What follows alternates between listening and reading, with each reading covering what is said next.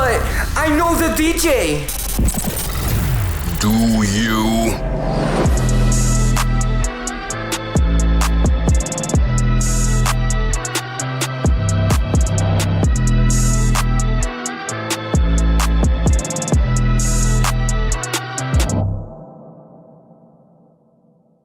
Welcome to episode 33 of But I Know the DJ, a podcast discussing all things DJing, music, nightlife, business, and pop culture through the unfiltered opinions of host Snacks, aka Snacks of Miss Prime, powered by Dope Entertainment and our sponsor Anchor.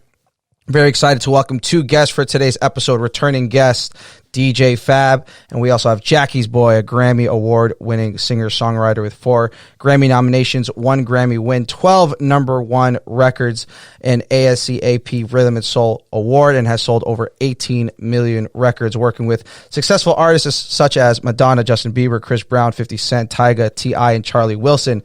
Jackie's Boy specializes in male and female top lines, label ready demos, music production, vocal arrangements, as well as background vocals. We welcome Jackie's Boy and DJ Fab back onto the show as well. Welcome, guys. Welcome, boys. Thank you so much for making the time to get on the show here. Appreciate you, bro. Hey. And so, Yeah. I'm notorious for this show for always jacking up intros and taking a long time with intros, but yours is a very illustrious one, and we're very, very excited to have you here, and especially in the midst of a new drop you just had, therapy session within just the last few days, correct?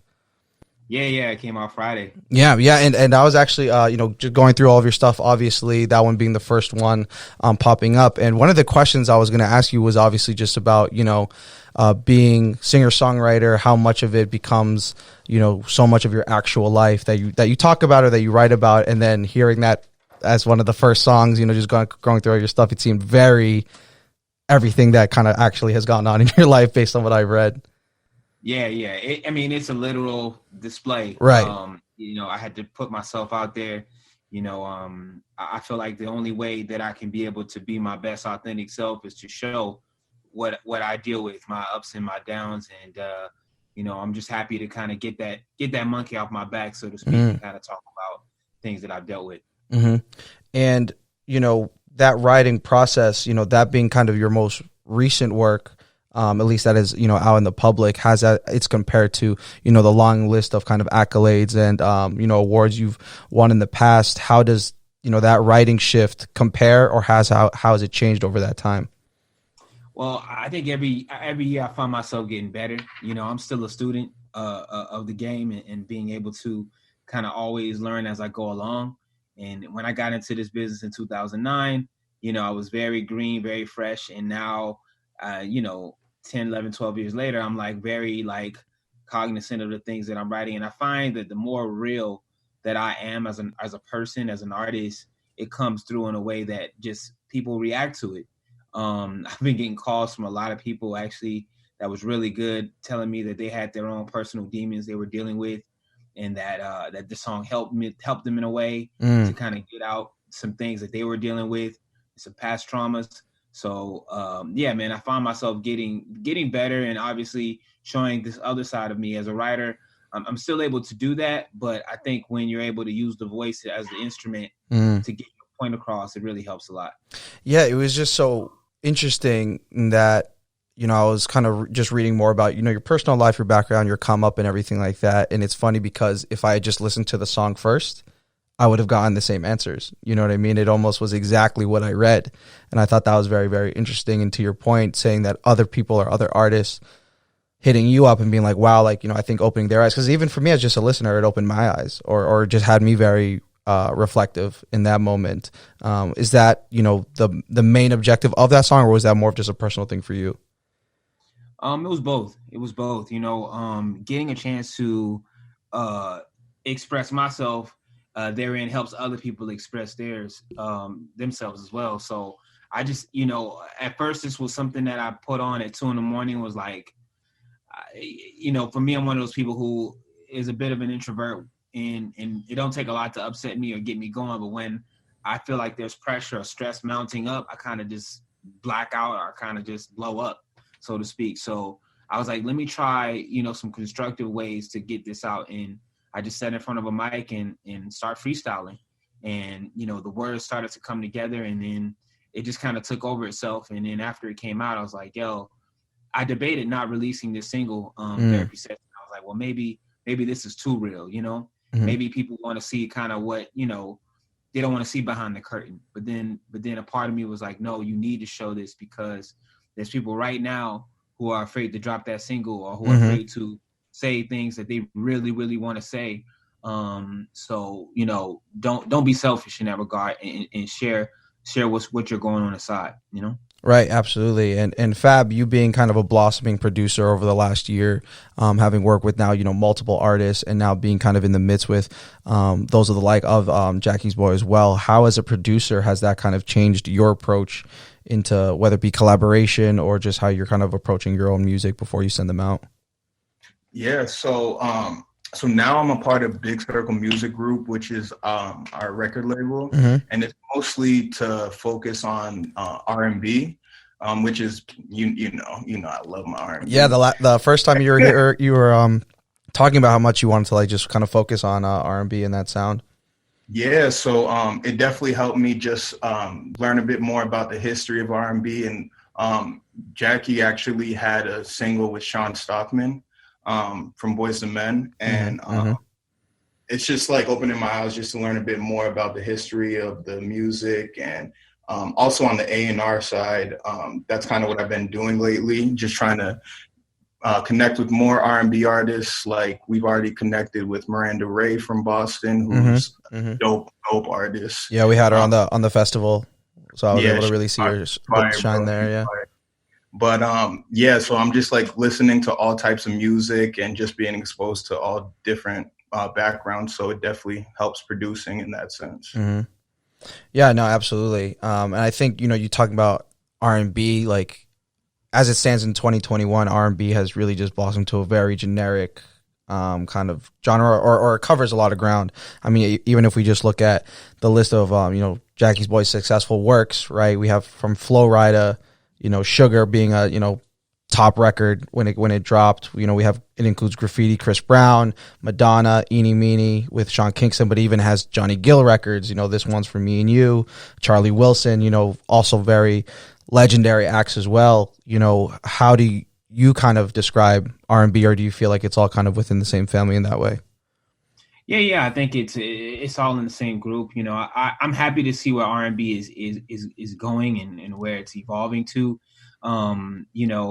It makes me happy to see that the art form is still the art form, right? I think for a minute we, in the past, we kind of lost our identity a little bit, by trying to figure out where do we fit in.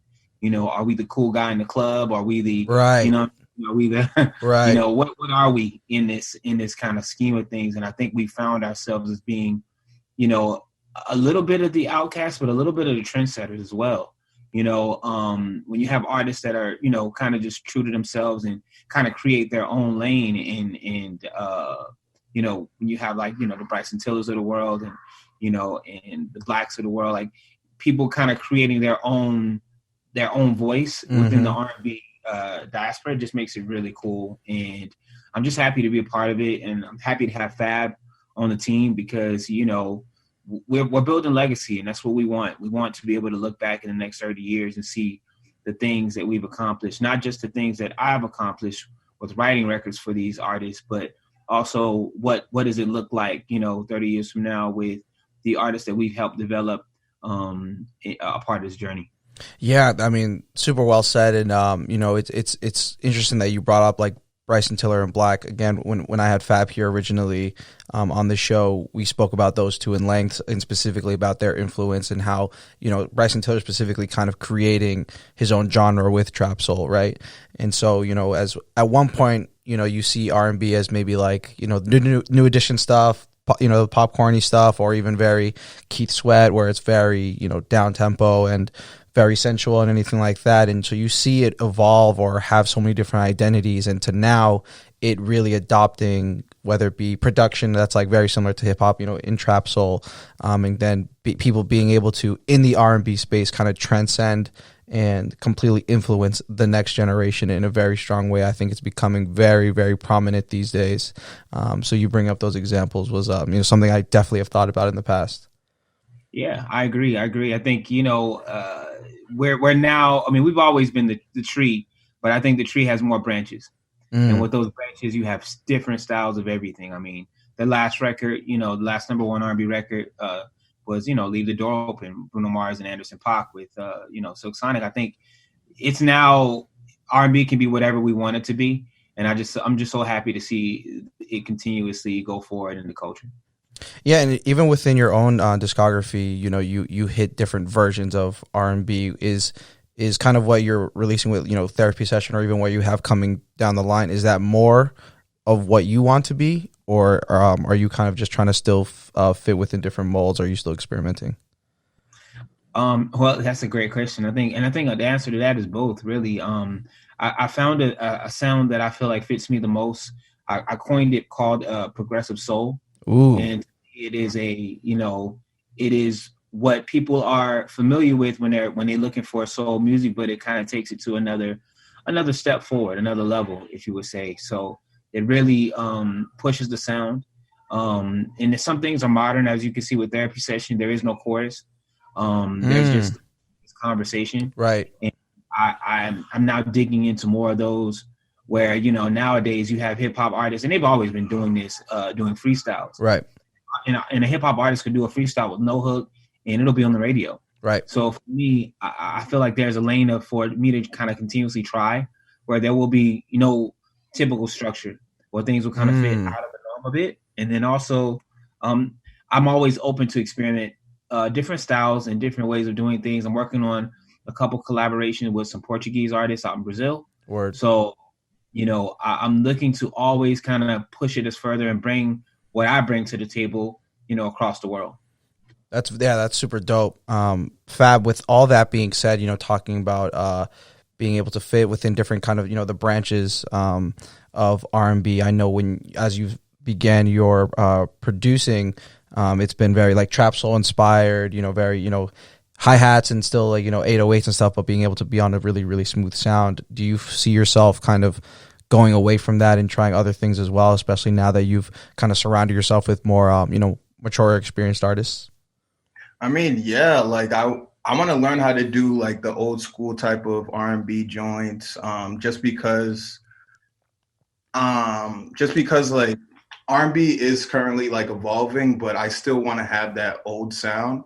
And that's kind of what you hear, like when you hear No Lifeguard by Jackie's Boy, and especially just the feel from it. And when you watch the video, you'll see him in like a silk R&B outfit, like throwback style, and it's like super dope. But going back to the music, yeah, I just think just learning about how R&B was before will help me with my producing career in the future. Kind of going back to the basics a little bit. Yeah. Yeah, and the whole you know, I honestly didn't even think about the no chorus thing, and you know, the second you said it, I was like, damn, like wow, that's so true. Like, you know, being able to kind of zero in on that, and I think the structure of pop music in general has been changing a lot. Attention span, social media, things like TikTok and stuff like that. You know, things are being rearranged where, you know, I've been reading songs are shorter, or they're putting, you know, the hook. They're starting the song with the hook versus having it kind of be a verse and a hook kind of thing. Has that, you know, is that actually a prevalent thing, you being a professional songwriter? Is there anything that you're kind of taking that to your process and changing that at all? Yeah, I mean, you start out kind of, you know, in the, you know, the school of songwriting, I would say, is like, you know, you got your verse, your chorus, or your verse, your pre-hook, and your chorus, and, you know, you kind of follow those structures, don't deviate away from that, keep that the same. And that's when I first got in 2000, you know, 2009, 2008. But now, you know, the rules have changed, which I love, because, you know, creatively, you know, people, you know, create and digest music differently. So, and with this record, even with Therapy Session as an example, you know, it's storytelling. So, and it's a moment where you kind of can sit in a chair and listen to someone's thoughts in real time as they're going through what's their process in life and their story and how they get to where they are. So I think don't get me wrong, there's certain songs that still can use the regular structure of verse chorus bridge, but then but also you can step out of the box a bit. A lot of writers ask me how to write a song, and I say, first thing, make it true, make it honest. That's the first thing. I would even throw out structuring before you come up with the actual true self or true idea, true concept that really you can build upon. And then after that, let the song take you where it needs to go. Absolutely. That's great. I personally, me being on the outside, I'm a DJ, and that's kind of my connection to music. And, I read a lot about kind of disparities between songwriters and, the artists that they might be writing songs for.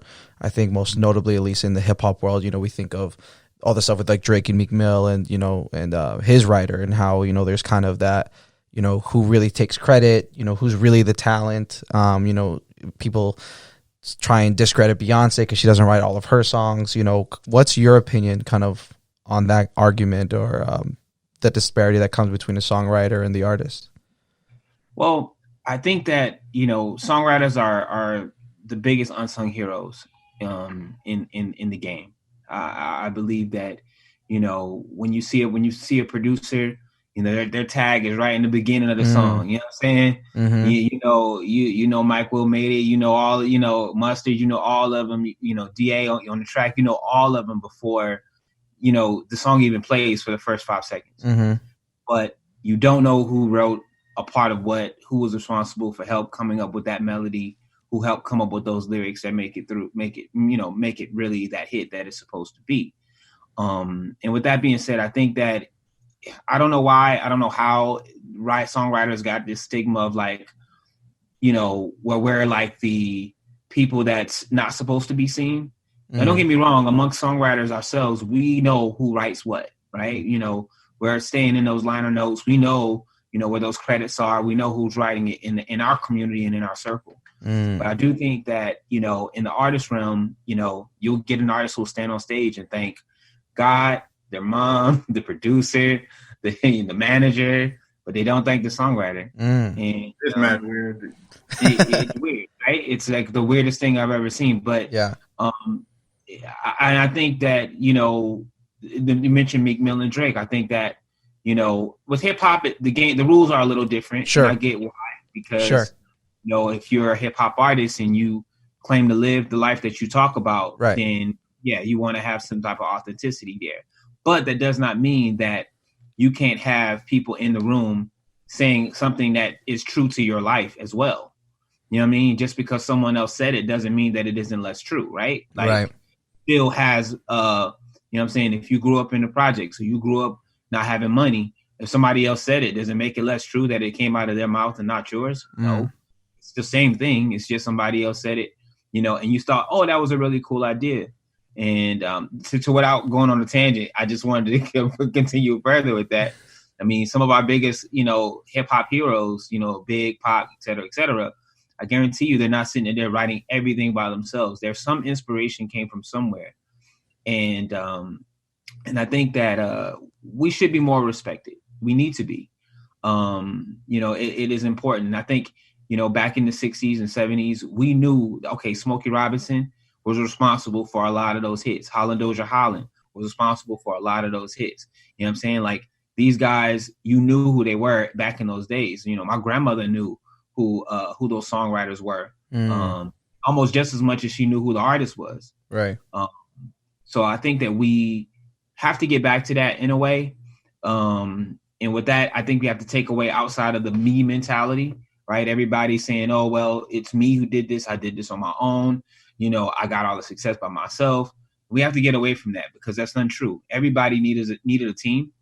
And in that team, there's songwriters, there's producers, there's mixers, there's there's engineers, there's everybody who helped make this project what it is. Yeah, absolutely. But at the same time, it's so weird because obviously there's so many songwriters, you see videos or articles where it's like, you didn't know this guy produced these 10 hits and anything like that. But at the same time, there's also people like The Dream who are, you know, super known for writing hits and everything like that. And, you know, I thought it was interesting how during COVID, there was, you know, obviously the versus battle between the producers, but there was also some of songwriters. You know, The Dream being one of them, I think, with Sean Garrett. I know Neo was in one, you know, and them just like flexing their, you know, songwriting guns and everything like that. Did you follow that at all, or did you, you know, what did you think about, you know, kind of people competing within songwriters? Yeah, I love it. I thought it was great to see that. You know, I think that they are artists they're songwriters that transformed or changed into becoming artists. Mm-hmm. You know what I mean? So Mm-hmm. of course they're going to get a lot more attention because they've kind of crossed that threshold. I do wish I would like to see more songwriters that hasn't crossed that threshold yet. And that's maybe something to be seen later on in life, to where we can start to see those songwriters that got 10, 12, 20 hits that you don't even know about. Right. You know what I mean? Right. That don't have a hit in the radio, and then it's not a successful solo artist or in a part of a group. But they just kind of, you know, you just give them notoriety just because they've done what they've done. Yeah. No, absolutely. And then we're not supposed to. I just got a 10-minute warning, which we're not supposed to get, so I'm just trying to figure this out real quick. Sorry for the interruption here.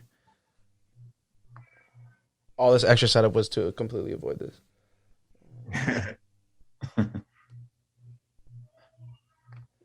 Yeah, I just gotta grab one of the producers real quick, so just hang tight.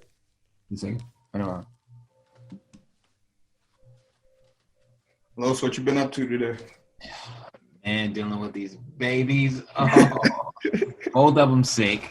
Yeah. Oh, for real? Damn. Yeah. My son got strep throat, and my daughter has got a fever that kind of comes and goes, and yeah, it's crazy. But everybody seems to be good. Like Ducky seems to be maintaining, and my daughter as well. So yeah, I didn't get a chance to get too much work done today. I'll get some more work done tomorrow. I had to listen to a few mixes.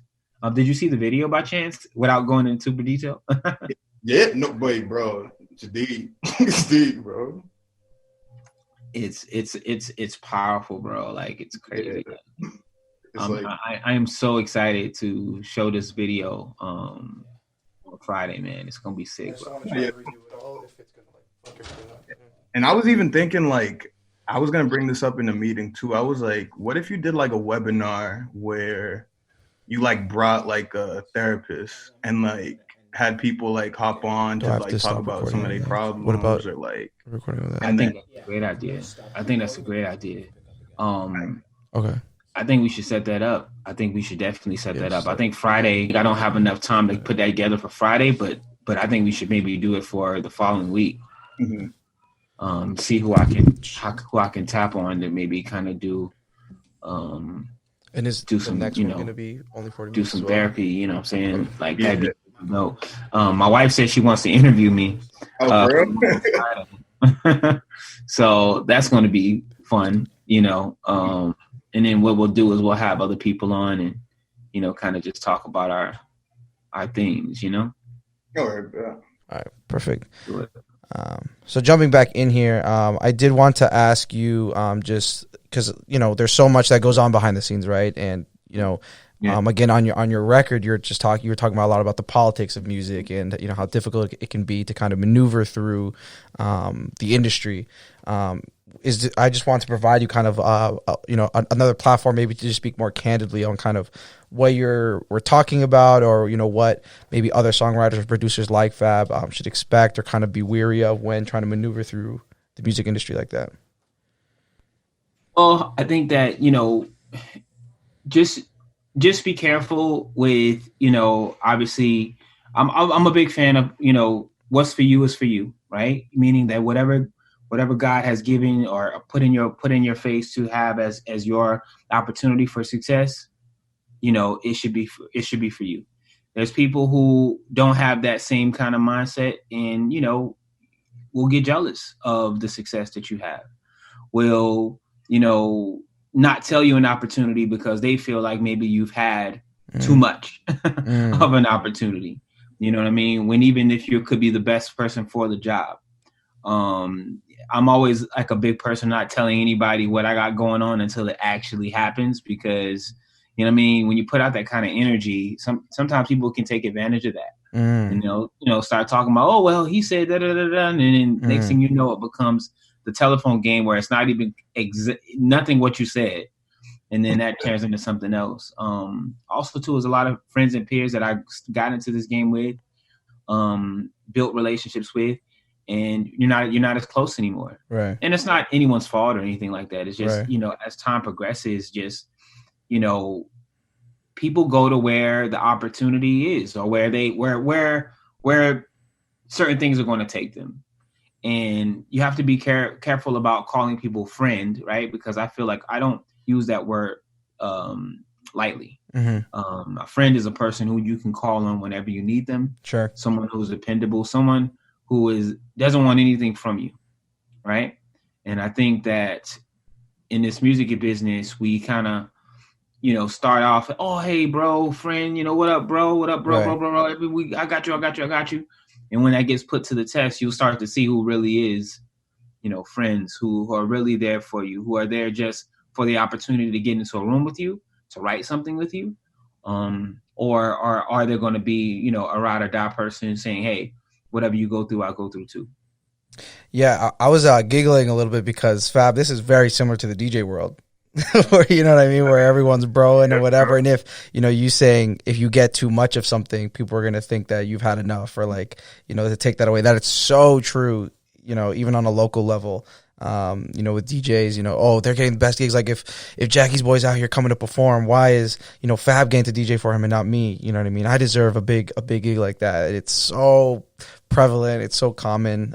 So it's interesting to see that it kind of just transcends across like different in different avenues of music in the music industry.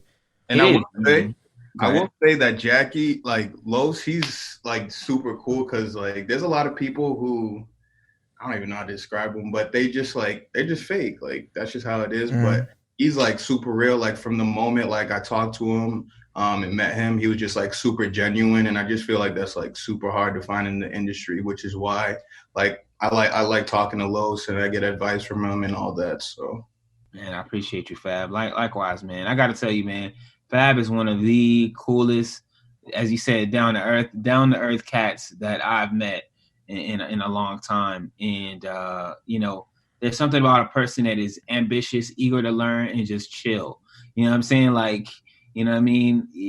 Because you get some people who are overly ambitious and who don't care who they step on to get where they gotta go. And the humbleness or the hey, I'm just like everybody else mentality kind of gets thrown out the window. But when you get a person with all three of those attributes, man, and that's what Fab is, just a really down to earth guy. So yeah, for sure. Yeah, Fab's definitely the homie. What is y'all story and how y'all linked up?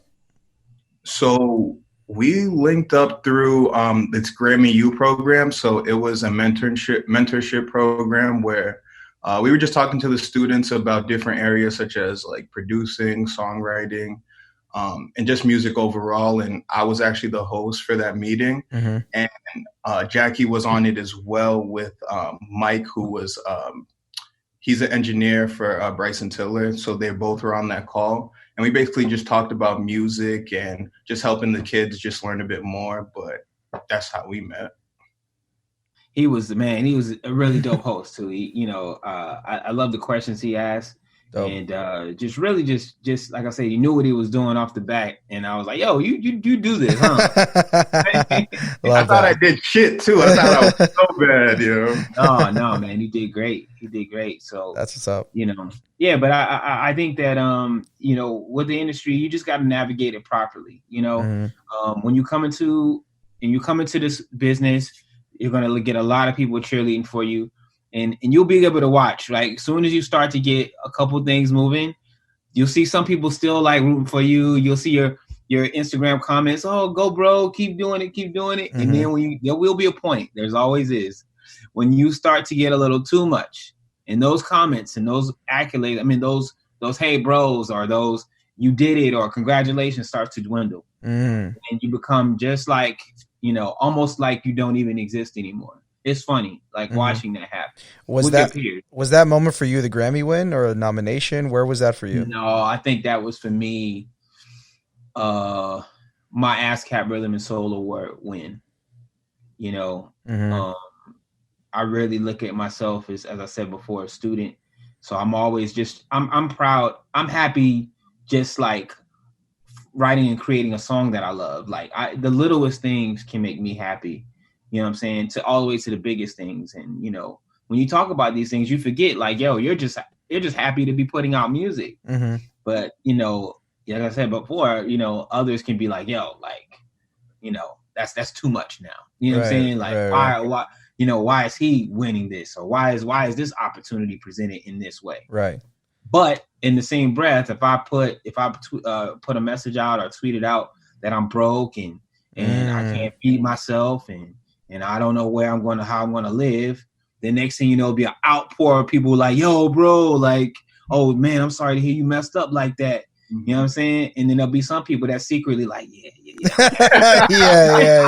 yeah. Always. Bring them down a notch. Bring them down. Yeah. Like that's what I like. Like, oh yeah, that's what I wanted to see. Exactly. I think in life, you know, it's always hard to reach your max or your peak, because once you reach, you know, what you thought was your peak, you always want to reach for the next one, right? What did first the Grammy nominations mean to you? And then how did that differ from the win? And then kind of after the win, how did you kind of reflect on you and your career and your songwriting? Well, I kind of got that first win pretty early. It was only 2 years in the writing professionally that, well, technically one, because my first placement came out in 2009, and then the Grammy win for Madonna came out in 2010. So it was one of those things like, is this life kind of thing? I looked at this, is this really, like, did I struggle street performing for 5 years to get to this point? Is this like, this is the happy ending? Like, this is where it is. This is where it leads me. And I was so happy, and I'm still very happy and proud of that. And then as the nominations begin to go for Bieber and for, you know, Charlie and Flo and all of these guys, I'm like, man, like I don't know. I was on cloud nine and still am on cloud nine. These things are unbelievable to me. Like, any chance I wake up and I'm like, yo, like, I write songs for a living. I make beats for a living. Like, I sing for a living. Like, you know what I mean? And it makes me feel very blessed, because there's some people who don't have that opportunity, or who want to be chosen in that opportunity, but just haven't got there yet. So, you know, I'm just very blessed and honored to be where I'm at. And I think it's evolved to me to know to never take things for granted, and understand that this business is it's a seesaw. You will never be on top. Anybody tell you, oh, I've been on top for 25 years is a lie. Like, it's not true. It doesn't exist, right? There's always somebody else that's going to be writing. There's always somebody else going to have a hot hit record. And, you know, it goes in dips. It goes in ups and downs. And I stopped playing that game of like trying to compete with others or trying to, I got to have a top 10 record every year on Billboard, and started being more, hey, I'm going to focus on making the music that I love. I'm going to start creating things that matter to me. And because if they matter to me, most likely they're going to matter to somebody else at some point. Mm-hmm. And has that, you know, so I wanted to ask you, and you know, this is kind of a nice segue there. I wanted to ask you about what your songwriting process was, if there is kind of a formula that you follow, and, you know, with you saying that, how has that changed you now to being like, oh, I'm writing music more for myself? Well, I've always been a melody guy. Melodies are like everything to me. I think that is the universal language of the world. People hear a melody first and start humming it before they even know the lyrics. So what I'll do is I'll put on a track and or mess around with some chords, and then just kind of sing over it. You know, I don't have no intention on writing lyrics right away. Don't get me wrong, there'll be some words that I'll kind of mutter out that maybe be something that I'll say over and over again. And maybe that's a piece of a tag or a chorus line or whatever.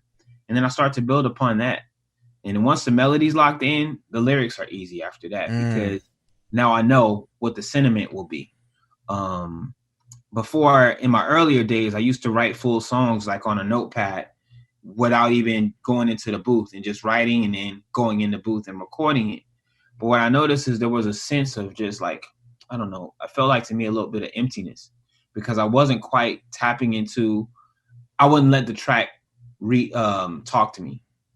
And there has to be a dialogue between top line and production. It has to go back and back. It has back and forth where you talk a little bit, let them talk a little bit. You talk a little bit, let them talk a little bit. I'm sorry if I'm so like I'm getting into the. No, this is great. I mean, this is the insight that I never get to get into. No. This is great because I'm not a songwriter, so I can't get this. We have our DJ guests here and we get super technical there, but this is great. So definitely don't hold back. Okay, cool. Well, yeah, you have to have that dialogue, and I wasn't having that in the beginning. It was just like, hey, me, I'm going to talk, and then you're just going to listen track. But then I begin to understand it's a bit of a dance that we have to play. And once that's made, man, now it's like I understand a track so much more. Like I can listen to a track and understand when to breathe, when to come in, when to let the music do the talking, when to let the melody do the talking, and I think that really makes things happen. You saying that the melody is the important part and the words kind of come after they come easy. The first song that popped into my mind, you said that was Gibberish by Ryan Leslie. I don't know if either of you guys are so familiar with that. I remember song. that. Yeah, I love that album, by the way. Yeah. Oh, I mean, Ryan Leslie's amazing. But for those who don't know, listening, it's a song that has a great, it's great production, awesome, piano lead, and the melody is great, and he's not saying anything. That's why it's called gibberish. He's not saying a single word. He's just like mumbling. And I guess the story behind it was like, that's how a lot of songwriters kind of start their process. They just get the melody down and then just kind of mumble words together. And I think not as a joke, but like as kind of like a proof or a testament to kind of that concept that you were describing. He just like left the song like that. And I think it was so honestly like so. I think you talk about like progressive and stuff. Like I think that's super dope that he did that. And it was never his biggest record by any means. I think it's like kind of like a B-side. No, but I remember that record. I remember listening to it. And like, this, I don't know what he's saying, but it sounds good. Yeah. Like, I remember that. And it turns in when you start thinking about songs from other languages, like global music, where Afro beats. Like I don't know anything that they're saying, or even dance hall. Same thing. And then I'm Latino and seeing other people listen to like Bad Bunny, who's just kind of elevated reggaeton and Latin American music. So like people, to your point, have no idea what they're saying, and in some cases, right, the lyrics are shit. Especially in rap music, like it's the level of quality in terms of just songwriting has dropped. But if again, the melody is good, the hook is right, the beats are great, like that's sometimes all you need. It's earworm, and that's what kind of lets that song elevate. I have a masterclass online, and my very first thing out the gate is melody is king. That is the most important part of this process. Melody is king. When you're able to understand that melody controls this whole thing, everything else will flow naturally. Right. And I don't mean to say that the lyrics aren't important at all. That's not the case. But I think that the lyrics will start to flow when the melody has been locked in. Mm-hmm. It'll start to be just a regular conversation. And now I'm at a point now where I don't have to write it. I can just like now repeat that melody and then insert words. And then next thing you know, a full song comes out. So that's kind of how what happened with Therapy Session and even No Lifeguard as well. And more songs than that, but it'll just start out as a melody. And the next thing you know, I just kind of let the song guide me lyrically. And then the song's completed. Dope. And yeah, I mean, I think I love the insight. I mean, you apologizing about getting too so technical. It was funny. I get like that sometimes with DJ when I get to like hardware and software stuff. But we do appreciate that insight, seriously. For both of you, I have my opinions on like perfect songs where it's like if there's features, someone's on the hook, if it's an ensemble, and then, if everyone does their part so perfectly where the song is, really, I think Pick Up the Phone, Travis Scott is one of them. I think Leave the Door Open is probably the most recent one for me. Everything about it is just perfect, timeless. Those are some examples that come to my mind. I'm curious of what, in y'all's opinion, any perfect songs just in the history of music that you find it's just like everyone who's featured on here, the songwriting, the beat making, everything is perfect. This is a perfect song. Yeah, absolutely. Fab, you want to go first, or you want me to go? I might have to think about that one. All right. Well, yeah, I'm gonna fire off because I know Yeah. three that I think are, to me, are my perfect songs. Yeah. The first one will be Bonnie Raitt, "I Can't Make You Love Me." It's been done a couple times, Mhm. and you know when a song is great because artists tend to do it over and Right. over Right. again and never Absolutely. really dies. Tank actually did a version of it, which is amazing. The second one will be for me, "Loyal," with Chris Brown and That's you. Yeah, that that's a great pick. record. When I first heard it, like, for me, like, I know a record is good when I go, man, I wish I wrote that. Oh yeah, that's something I was gonna ask you about as well. Yeah. When I hear songs that make me go, wow, like I can't even like fathom like how you came up with that. Yeah, and it's so conversational. Loyal is, and it just like right. It just like I don't know. It's just like everything all lines up and just like one piece after the next. The chorus, the verse to the pre-chorus, the chorus, it just in the rapping, and then when Lil Wayne comes in, is like it's all just perfect. It blows my mind. Yeah. Every time. And it's so funny you talking about conversational. Like obviously, you know, as a DJ, you know that these hoes ain't like, you know, that's when I put the volume down, let everyone sing it. You know what I mean? And it's you think of something like that, and it's so many songs where I'm like, dude, this is so simple. You know, but it's you know, it's the phrase of the year or something like that, you know. So, you know, I'm sure as a songwriter, you can't help but kick yourself sometimes when it's just like, damn, like so simple sometimes. Yeah, absolutely. And then thirdly, shameless plug will have to be a song that I wrote for Charlie Wilson called "I'm Blessed." It is, to me, love it, one of those songs that is timeless in the sense of you can play that song in 2021, you can play it in 2041, you can play it in 2081, and it will still have those moments that people can relate to. I'm a big thing on storytelling, and you know, to watch when Charlie's singing about his average day, right? And you're going, hey, I'm waking up, thanking God. You know what I'm saying? I'm going through the process. I'm going to the barbershop, going to get something to eat, and I have no complaints. And if somebody asks me why I feel this way, I'm blessed. You know what I'm saying? You know, it's one of those ones that it just hits different. And I you know, I feel like when I go back home to my hometown of Savannah, Georgia, and that song comes on the radio, it's one of those ones that just feels good. It's like a good soul food. It just feels good. Yeah, absolutely. Fab, any come to mind? Let me see. And it's all opinion. It's all opinions. You know what I mean? Yeah. So honestly, I was a big fan of the "Thank Me Later" album by Drake. "Over" was like one of my favorite songs like ever. Like, yeah, just like everything about it is just hit right. He literally bodied every single verse. Like was on it. Yeah, that's a good. I mean, you saying take care. I was like, damn, you could really pick 5 different songs off of that, and couldn't go wrong with it. Yeah. Now that I think about it, like I think "Take Care" with Rihanna is probably a perfect song. Drake is a tactician, man. This dude, he doesn't miss when it comes to writing great records. I feel like he would have been. I mean, he already is a great songwriter, but if he would have a career outside of just being an artist if he wanted to just songwrite for the next 10 years. Sure. Oh yeah. He has that ability to be able to speak the universal language that most people identify with, and of all ages too. Because at first I was like, oh, okay, you know, he appeals to, you know, college, you know, the college demographic. Then, you know, you got your mama or your grandmama singing like, you know what I'm saying, passion fruit. You know what I mean? Yeah. It's like it's pretty interesting, and I think, you know, his pops had a lot to do with that. You know, the influences of, you know, Larry Graham and people like that, who have molded his songwriting ability.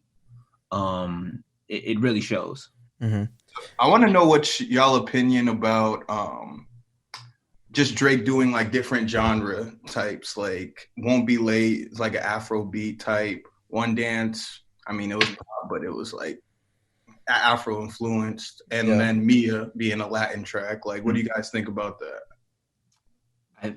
I think, me personally, I think we need people going out there on the ledge and kind of trying different things. Some things are like better than others, you know what I'm saying? And I'm sure he probably can attest to that. Like certain things, he'd be like, well, I tried that and I probably won't try that again. But there's, I mean, he to me, he's such a chameleon. And I think that's where we need to live as artists anyway, is consistent collaborations with other people who don't even speak the same language. On top of it being financially successful, right, it is culturally successful. You know what I'm saying? And that's why I believe hip hop is such a dominant force, because the collaboration process, it happens all the time. You know, hip hop artists love to collaborate. And I think that's what R&B needs more of, is more collaborations with more people outside of our own backyard. You know what I'm saying? Because in R&B, you have, oh, well, I'm tight with this person, or you'll see a Chris Brown and a Trey Songz collab, or you'll see a Chris Brown and, you know what I'm saying, or in a, I just said his name earlier. Oh my gosh, it just escapes me right now. Trap Soul, what's his name? Oh, Bryson Tiller. Bryson, you'll see a Chris Brown Bryson collaboration. You'll see a Chris Brown Tory collaboration. But I would love to see artists out doing different things with people that you haven't even heard of from different parts of the world. You know what I'm saying? I mean, it's a big country, and I think it could be amazing in that way. And I think Drake, he kind of leads the charge of people just going out there saying, hey, I'm just going to try working with any and everybody I can because I feel it, not because, you know, I'm doing it for, you know, a check. I think he really feels, you know, working with different artists in different backgrounds. Yeah, I completely agree. And, you know, you saying that someone's got to kind of take the fall for it. Like, I mean, he's reached kind of a stratosphere where, like, he can take that hit and it won't, like, ruin his career or anything like that. So, you know, he can take those risks. And sometimes I think more often than not, the risks pay for themselves. And, you know, but there's, you know, he unfortunately gets the whole label as, like, the culture vulture and stuff. But at the same time, how do you elevate these other, you know, how do you get global sounds popular into the States, for example? You know, again, he was kind of you know, he helped kind of catapult Afrobeats as we know it now. You know, it's become very popular here in the East Coast, Fab, and like the clubs here, just to so many, you know, West Africans that live around here. And I think One Dance was a very easy transition for that to happen. And, you know, so if you want to credit it, like he is credited for so many artists. You know, Migos, when Versace dropped, that was the first time I heard Migos, you know what I mean? Young Blue recently with Your Mind Still, like that introduced a lot of people to Young Blue. You know, so, you know, you can call it what you want to call it, but I think, you know, he understands his influence and his power when he releases a record where everyone's going to listen to it. And if that means, you know, that's his ability to introduce, and I think, you know, I think he's been doing it well. Yeah, I think also he takes the torch from where Jay-Z, like I would see a few collaborations with Jay-Z, but Jay-Z did it more internally though, you know, so he would, you know, say Property and the groups that he put together through Roc Nation. But I think Drake took it another level where he goes, hey, I'm going to start working with these newer artists that I do not know who they are, but I hear they're popping in certain parts of the world. Yep, exactly. Let's just get a record on it and let's just do it. And, you know, I think it works in both people's benefit. You know, one, it helps the new artist grow and build his own fan base or her own fan base. And it also helps him because he still stays in the conversation. Absolutely. Fab, you're going to say something? Oh no, I was just talking shit. I was gonna say I heard a crazy story about Young Blue, bro. Like I was hearing like he doesn't pay his producers. Oh really? Oh wow. I think it just came out, but I'm just like, what are you talking about, bro? Like you can't pay your producer? What do you mean? Oh man. I mean, I'm sure that happens. I mean, is that how it works with even the songwriting world too? Like how payment works, or like, because I know, like I was listening to the Dissect podcast. I don't know if you're familiar, but they like go through like some albums and like just go through song by song, you know, how it was made, and obviously a lot of it is around Kanye albums, and listening to the My Beautiful Dark Twisted Fantasy one where he did like the Rosewood movement, everyone was in a suit and it was a whole vibe in like Hawaii or wherever they were, and he was saying how, you know, Kanye was crediting everybody. If you were in that room and you were like, yo, this word, you know what I mean? Then he would give you a writing credit. How do you kind of distinguish if you get paid for it or if you get, you know, how much credit you deserve if you just give a word versus write a whole verse? Is there kind of a formula to that, or is that just kind of maybe a friendship thing? Everybody's different. I'm going to say that. And I've seen two different techniques. I've seen in the R&B pop world where, there's that 50% for production and that other 50% for lyric and melody. And I've seen, where a producer is responsible for his. If no one has collaborated or added to his production, he keeps that 50%. And then on the other 50%, if you brought in a writer, or if there's 3 writers in there, then you got to split that 50% evenly. Or, for me, I like simple math, bro. Like, I'm not gonna sit up here and try to, do freaking algebra, trying to figure out what 0.01s to whatever. I ain't got time for that. Yeah. So if you're in the room with me, no matter what level of skill you have, right, or what you contribute, if we're in the room from inception of the song, you split it with me. I feel like that's fair, right? Now, what I've noticed, especially in the hip hop world, like people like Atlantic Records and people, what they'll do is they'll send you a empty chorus and they'll say, hey, write the chorus to it, but the verses are there. And typically that ranges anywhere from like 15 to 20%. And that depends on how much muscle you have in the building as well. If you are a more known writer, then it'll, be, you can kind of demand a certain percentage. So I remember my first placement, the Flow Rider record, I only got 5%.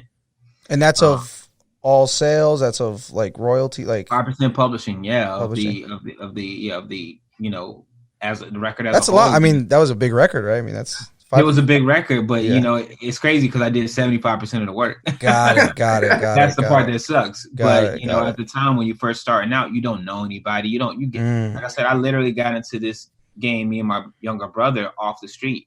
We were discovered singing on Santa Monica Pier. So it went from you're singing on the pier on a Friday, right? So on a Monday you're in a multi-million-dollar studio recording a record that's going to potentially be on the radio in 3 months. So that's kind of how the shift just happened. And at the time I had no leverage. I couldn't say, hey, by the way, let me get 15 or let me get 30% or 40%. I took what I can get at the time because I knew that opportunity was going to lead to more opportunities. Sure. So, and the other style of, I written in Nashville for a while. I have me and my brother have a publishing company that we signed a young writer who was amazing. And what I've noticed is working with country writers, they split everything down the middle. So there's no 50% for production and there's no 50% for songwriting. It's just everybody's in the room together. Everybody gets it split evenly. And I like that approach as well because it shows a camaraderie of actually, hey, we're all in this together. Meaning there's no room for jealousy or, feeling some type of way if somebody got more percentage than another.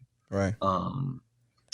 That's kind of, those are 2 different ones. But as I said, I like to work simple, man. Yeah. If I'm in a room with you, we're splitting it down the middle. We're making it simple, super simple and easy.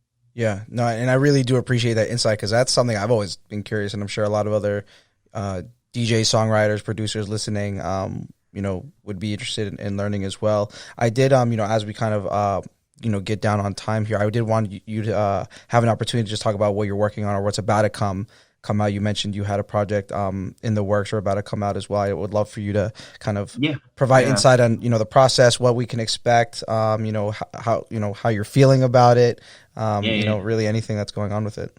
Absolutely. Well, the single Therapy Session is out now. I would ask that everybody go check that out. The follow-up single to that one is called Recipe. That comes out in July. I'm really excited about that. And then after that will be the EP. It's called The Show. It's 7 songs, including the one I did with Sean Stockman from Boyz II Men called Do It Again. And this is the introduction of Who Is Jackie's Boy. My last EP was 3 years ago. So obviously a lot has changed in 3 years, and there's a lot of things that I've wanted to expand on and talk about. So this EP is called The Show, and then I'll do another EP after this one called The After Party, and then I'll do another one after this one called The Hotel. Oh, so shit. Okay, I like that. Yeah, like a little trilogy. Yeah, I was gonna say like a little trilogy. That's hot. Exactly. Yeah. And are they all going to have kind of their own personalities or like, what's kind of the... They do. Yeah. The show kind of carries an idea of, I'm really leaning on the live performance aspect. Of course, I'm a live performer at the end of the day. So it takes you through, some really cool cinematic views of what it's going to look like on stage. And then the after party is very up tempo. It's basically, you know, everybody's kind of, you know, popping a few bottles, you know, saying high fives after the show. And then after after party is the hotel. It's a little more smoother, a little more, For sure. you know, sexier. And yeah, that's gonna be what's coming. Dude, I love that. That sounds awesome. I'm excited. I'm like, oh, this is hot. You mentioned, you know, live performance. Is tour coming up soon? Do you already have something scheduled? Yeah, I know everything's still a little funky. Yeah. I'm working very hard. I'm working tirelessly with my partner Daryl to get something in the books. Right now, we have some dates for 2022. But right now, we're looking to try to get 2021 end of summer, going into winter. Locked in. So, you know, I don't want to say anything just yet, but there's some big news that could potentially be coming soon. That's awesome. You got to come to Boston. Yes. Pull up on me and Fab. Right Yeah. Fab is working on that right now for us. We love to put on a show, and I'm excited because my show actually has an all-female band. Oh, that's so dope. That's awesome. Yeah, so we are really about making sure we give our viewers something exciting to watch. And the last time you saw, you know, an all-female band was back in 85 or something like that. So with Climax or something like that. So I'm trying to really give people a chance to see something that's still that's familiar, but not, you know what I'm saying, but it hasn't been done in a while. And when I tell you these are four of the most beautifulest women you'll ever see, it's amazing. Wow, that sounds fucking awesome, dude. Like, you definitely got to come, boss. Would love to meet you, you know, and support you, obviously. And, you know, I'm definitely excited for all those projects to drop. Is that trilogy supposed to be out, you know, by 2022? Is it going to be a 1 year kind of thing, or are you spreading it out a little bit more? No, everything will be released everything will be released this year. Oh, so, shit. Wow. So busy guy. So we're slated to have the hotel come out in December. Awesome. Oh, that's fucking awesome, man. And so, you know, obviously everybody listening, you know, just check out Jackie's Boy, what he has out right now, plenty of stuff out right now, as well as just anything that you're credited in as well. And then just so much to come out. Super excited. I mean, to be honest, I'm very glad, you know, we have you now just to be able to see your anticipation and your excitement here, and for us to be able to, you know, be ready for those drops, because, you know, I'm already getting excited.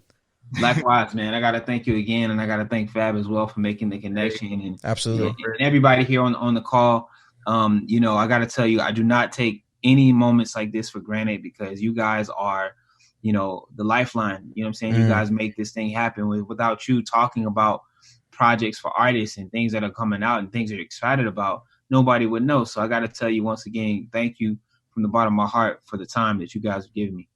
Yeah, absolutely. And that means a lot. You know, obviously your time is great as well. You know, we trying to have elevated conversations that are, you know, good insight into music. You know, me coming up as a DJ, like I always talked about, like, damn, I don't know the answers. You know, I don't know how things work. And, you know, obviously YouTube has been a great thing, right? YouTube University gone pretty far with that. But, you know, being able to have opportunity to speak to people like yourselves, giving that kind of insight has been, for me, amazing. I can't imagine what it's like for actual songwriters that are listening, or producers that are listening. So I really, really definitely appreciate your time. Please take a moment to plug your Instagram where people can find you. And again, plugging in those projects. Absolutely. You guys can check me out under Jackie's Boy, JACKIESBOY, on all platforms. Also, you can check out my website under jackiesboylive.com. Also, the label, Big Circle Music Group. BigCircleMusicGroup.com is our website. We're, you know, trying to carry the torch of, you know, this progressive soul into R&B with our label, and, you know, be on the lookout for our other band called Discotheque that's coming out. Their single drops in June. So we're excited. We're ready to get to work. Love that. You know, and Discotheque is, so how do you spell that? Because I'm sure it's a different iteration. DISCOTECK. So perfect. They're an amazing band out of Miami. Dope. I mean, these are, the funkiest group of guys I've ever met. And new disco is definitely like something that's definitely re-emerging too. Yes. You know, somebody told me, you know, in an interview that music comes back every 30 years. Absolutely. It comes right back around. Absolutely. So I think we're going to be introduced into funk and disco once again. Yep. But in a hybrid way, in a new way. For sure. And when I heard their single, it was something that just kind of blew my mind. So I can't wait for you guys to hear it. It comes out. It comes out in June. Definitely be on the lookout for that. Fab, please plug yourself once again. DJ Fab on Instagram, _DJ Fab, and also my birthday's Friday. Happy early birthday. We definitely got to do something. But I appreciate you both. Thank you so much for your insight. Thank you so much for your time. Everybody check them both out. Lots of amazing things coming. Follow them both. Follow Dope Entertainment Official. Follow the podcast at But I Know the DJ. Follow me at Give Me Snacks. As always, thank you so much for listening, and we'll see you guys soon. You.